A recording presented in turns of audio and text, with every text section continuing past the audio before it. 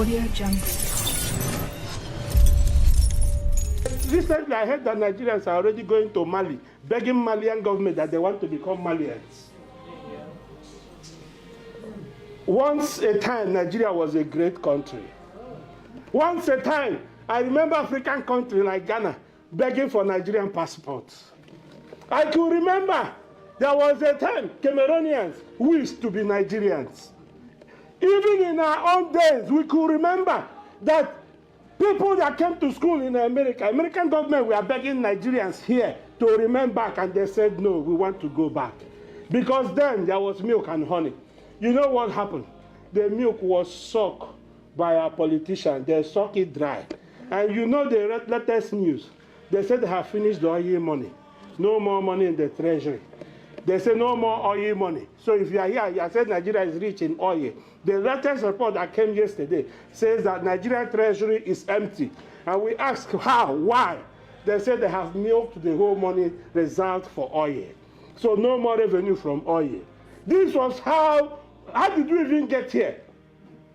How? Because we had bad leaders.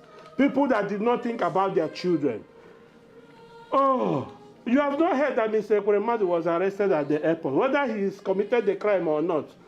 If he had moved a bill or a motion for a good hospital to be built in Nigeria, would it be in UK? No. He went to UK because he was the Senate president for 12 years, being a senator for 19 years, and yet he could not pass a single bill on health care. If he had talked about kidney and transplant, will a senator for number 4 man in Nigeria be in London Kirikiri? In London jail?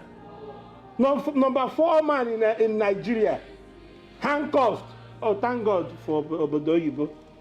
Thank God for Americans. Thank God for people here in the West. Thank God for people in Britain. Because if it were in Nigeria, they will say, don't touch Mr. Senator. They are untouchable. So that's why they embezzle money meant for public fund. Nobody talks about it. They are allowed. They are allowed. It's allowed in Nigeria now. That's why one single local government chairman will have a convoy of 20 cars. Local government. And in America, you know who is the local government chairman? Councilman. Walk down beside your house now. In fact, me and Reverend Clifford, when we went to do one official document about this church, we walked into the court, and at one point we were going and we saw the councilman standing. No, first we saw him standing on a queue, trying to buy, you know, the Alamajiri rice they sell here. You know that one, right? The one they sell in the kiosk, the push truck. He was standing in a queue, waiting to buy one. So by the time we were leaving, he has already bought one, and we shake him. He stands and said, "Oh, thank you, sir." And he said to me, "You know him?" I said, "Yes, I used to see this face on TV." He said, "He's the councilman."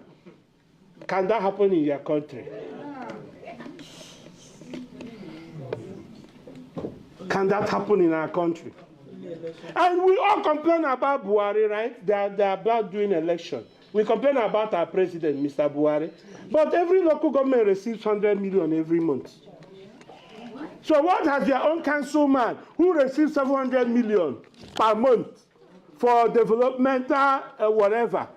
Annually, he receives 700 million. The person representing your own area, 700 million. What has he done in the village with it?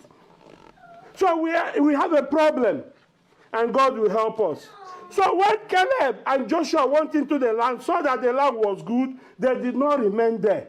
What did they do? They came back and gave a report, brothers. The land we saw is filled with milk and that is that land God was promising them in chapter 6 of Deuteronomy. And now, how do we get in? They say, but there is something we saw in that land. The giants and warriors in that land will not let us in. Brothers and sisters, there are warriors and giants on your way to success. It's not going to be easy. As you climb to the top, you will find a lot of things that will challenge you.